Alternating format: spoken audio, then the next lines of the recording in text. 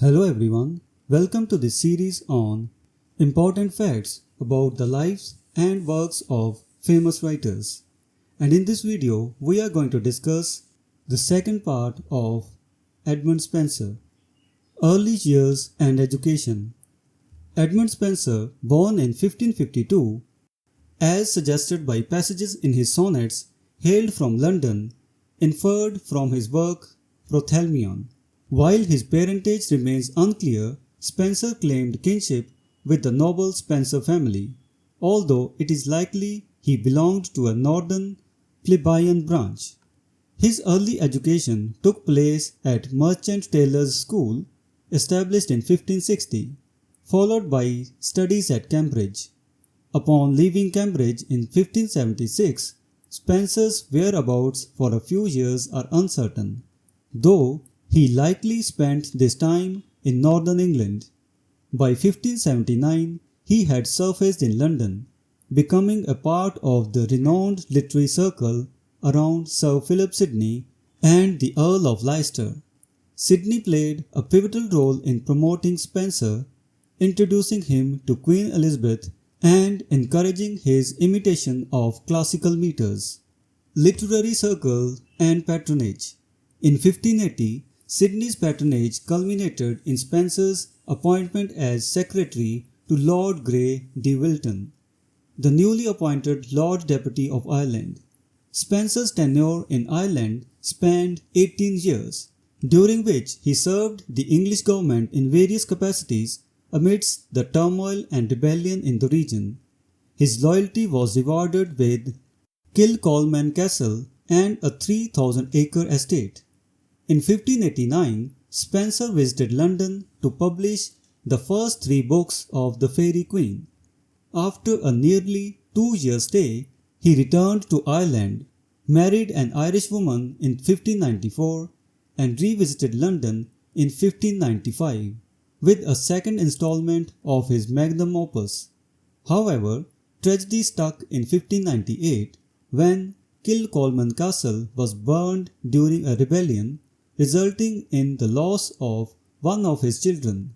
Spenser returned to London, where he died in 1599, reportedly for the lack of bread, as stated by Ben Jonson. His minor poems. Early works. Spenser's first major poetic work, The Shepherd's Calendar, 1579, is a series of 12 eclogues, each corresponding to a month of the year. These eclogues, set in dialogue form, feature pastoral characters such as Cuddy, Colin Clout, and Perigot. Reflecting classical pastoral models, these poems showcase Spenser's metrical skill and deliberately archaic style, fitting the rustic themes with a dialect and alliteration reminiscent of the Midlands and North. Miscellaneous poems. In 1591, Spenser released a collection of miscellaneous poems, including The Ruins of Time, The Tears of the Muses, Mother Hubbard's Tale, and The Ruins of Rome. His Amoreti 1595 comprises 88 Petrarchan sonnets celebrating his love, while Epithalmion, a jubilant ode, honors his marriage. The following year saw the publication of 4 hymns and Prothalmion, although the latter did not match the grandeur of Epithalmion. Style and themes. Spenser's shorter poems reveal his moderate lyrical ability, characterized by a diffuse and ornate style. While not intensely passionate, his odes exhibit sonorous and commanding measures that delight both mind and ear. In works like Mother Hubbard's Tale, Spenser's satirical edge is evident, revealing his sharp and censorious tone. Prose works. In addition to his poetic works, Spenser's prose contributions include his letters, which are often insightful and informative.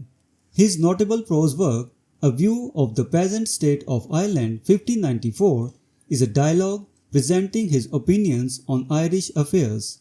Spenser's views are notably hostile towards the Irish, advocating methods that amount to pure terrorism.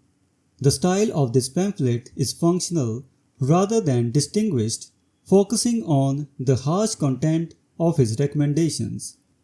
Conclusion: Edmund Spenser's life and works significantly influenced English literature. Despite his ornate and sometimes diffuse poetic style, Spenser made an indelible mark on the literary landscape. His involvement with the political and social issues of his time, particularly through his prose works, reveals a complex character shaped by the turbulent context in which he lived.